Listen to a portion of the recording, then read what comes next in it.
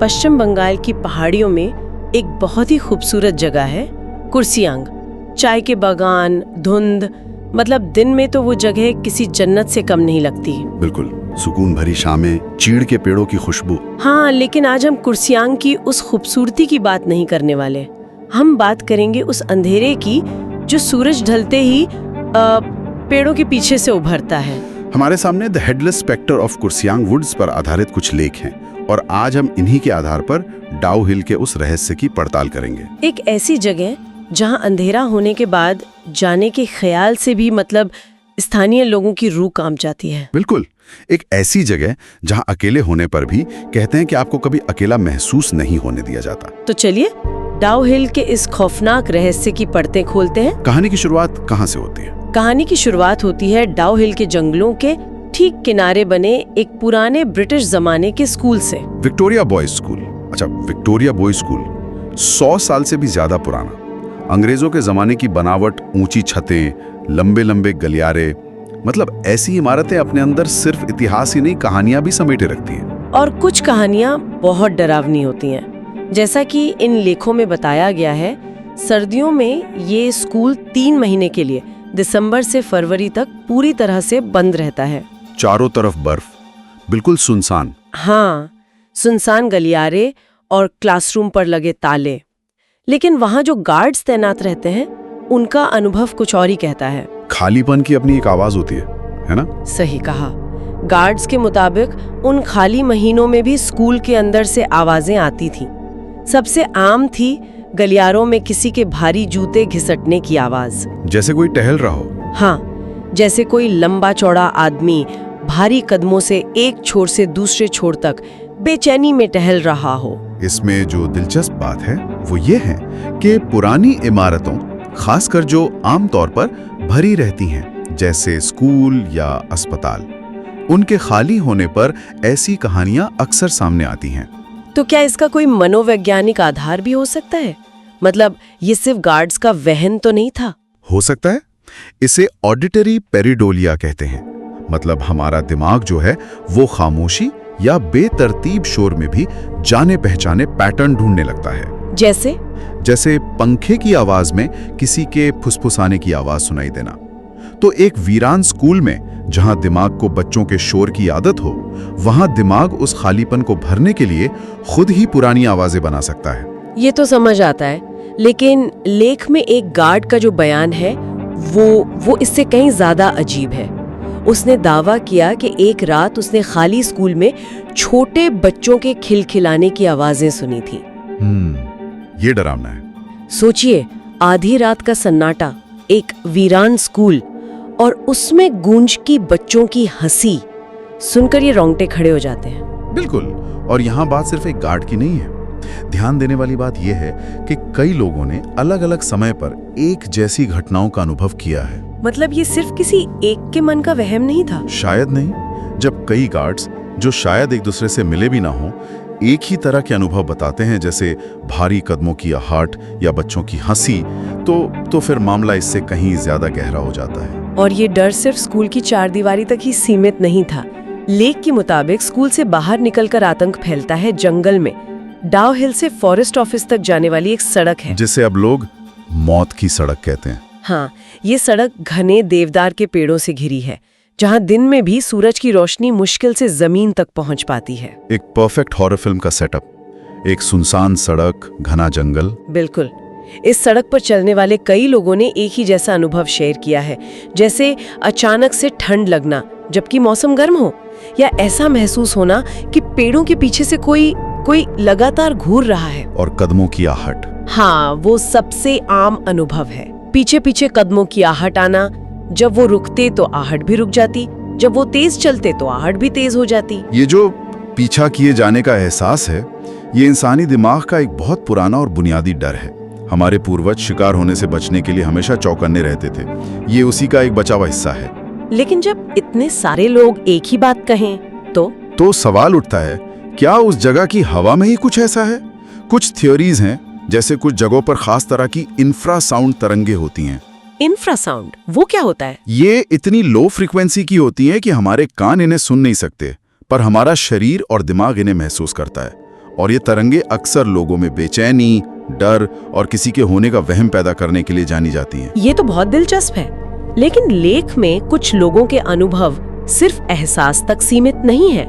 एक लकड़हारे ने उसने पेड़ों के बीच एक औरत को सफेद साड़ी में खड़े देखने का दावा किया और वो पलक झपकते ही गायब हो गई। एक दूसरे आदमी ने बताया कि किसी ने पीछे से उसका बैग इतनी जोर से खींचा कि वो गिरते गिरते बचा, पर जब उसने पलटकर देखा तो दूर दूर तक कोई नहीं था। अच्छा, अब ये मामला सिर्फ दिमागी वहम से आगे निकलकर एक फिजिकल मतलब एक भौतिक अनुभव तक पहुंच गया है। बैग का खींचा जाना कोई एहसास नहीं है, ये एक सीधी हरकत है। सही कहा। और डर इतना फैल गया कि सूरज ढलने के बाद स्थानीय लोगों ने उस रास्ते का इस्तेमाल करना ही बंद कर दिया। और यहीं से कहानी असली और सबसे खौफनाक मोड़ लेती है। मतलब वो लड़का? हाँ, कुर्सियांग का सबसे डरावना सच। एक छोटा लड़का जो स्लेटी रंग की स्कूल यूनिफॉर्म पहन जंगल की सड़क पर चलता है, लेकिन उसका सर नहीं है। और ये कोई सुनी सुनाई लोक कथा नहीं है ना? लेख में तो चश्मदीदों के बयान हैं। हाँ, कई चश्मदीदों ने एक ही कहानी बताई है। वही जगह, वही हुलिया और वही डरावनी हरकत। इसे देखने वाले पहले गवाह एक लकड़हारे ने जो बताया वो दहला देने वाला है। क्या कहा उसने? और फिर वो बिना कोई आवाज किए सीधे जंगल के अंधेरे में भाग गया। बिना सिर के किसी का आपको देखना, ये कल्पना ही भयानक है। मतलब बिना सिर के होने का मतलब है कि उसकी कोई पहचान नहीं है, कोई भाव नहीं है, बस उसका डर है, और वो भी एक बच्चे का रूप। और असली आतंक तो इसके बाद शुरू होता है। इसके बाद भी? हाँ, लेख के मुताबिक जिन लोगों ने भी उसे देखा, उन्हें हफ्तों तक ये महसूस होता रहा कि कोई उनका पीछा कर रहा है। घर में, सड़क पर, सपनों में भी, जैसे उस लड़के की आत्मा ने उन पर कोई निशान छोड़ दिया हो। ये एक तरह का मनोवैज्ञानिक हमला है। ये घटना सिर्फ एक बार के अनुभव से निकलकर एक लगातार चलने वाले मानसिक आतंक में बदल जाती है।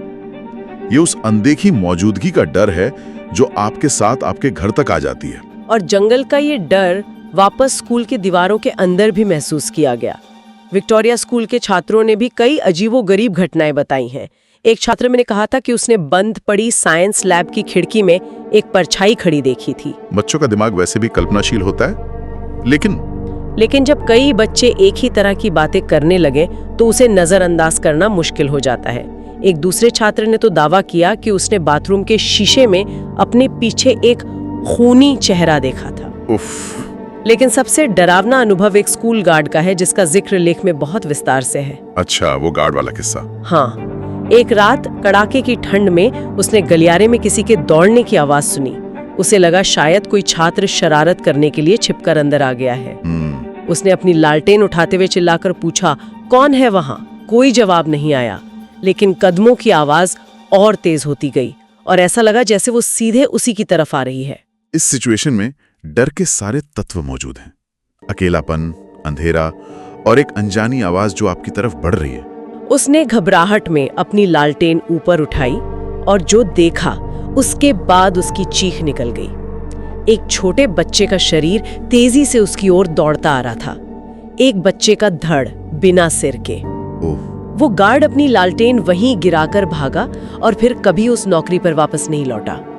लेख में लिखा है कि आज भी सालों बाद वो उस रात के बारे में बात करने से इनकार करता है। ये जो गार्ड का उस घटना के बारे में बात करने से भी इनकार करना है, ये क्लासिक लक्षण है जिसे हम पोस्ट ट्रॉमेटिक स्ट्रेस डिसऑर्डर या पीटीएसडी कहते हैं। वो अनुभव इतना भयानक था कि उसका दिमाग खुद को बचाने के लिए उस याद को दोबारा जीने से भी इनकार कर रहा है। इन सब घटनाओं को और भी भयानक बना देती है डाउनहिल के जंगल की एक और काली सच्चाई। स्थानीय लोग इसे सुसाइड वुड्स यानी आत्महत्या का जंगल भी कहते हैं। ये नाम ही अपने आप में बहुत कुछ कहता है। हाँ, लेख के अनुसार पिछले कई दशकों में यहाँ ऊंचे देवदार के पेड़ों से लटकी हुई कई लाशें मिली हैं। और परेशान करने वाली बात यह है कि इनमें से ज्यादातर मामलों में कोई सुसाइड नोट नहीं मिला, कोई वजह सामने नहीं आई। मतलब इन आत्महत्याओं के पीछे का कारण भी एक रहस्य है। बिल्कुल। स्थानीय लोगों का मानना है कि जंगल खुद लोगों को फुसलाकर अंदर बुलाता है।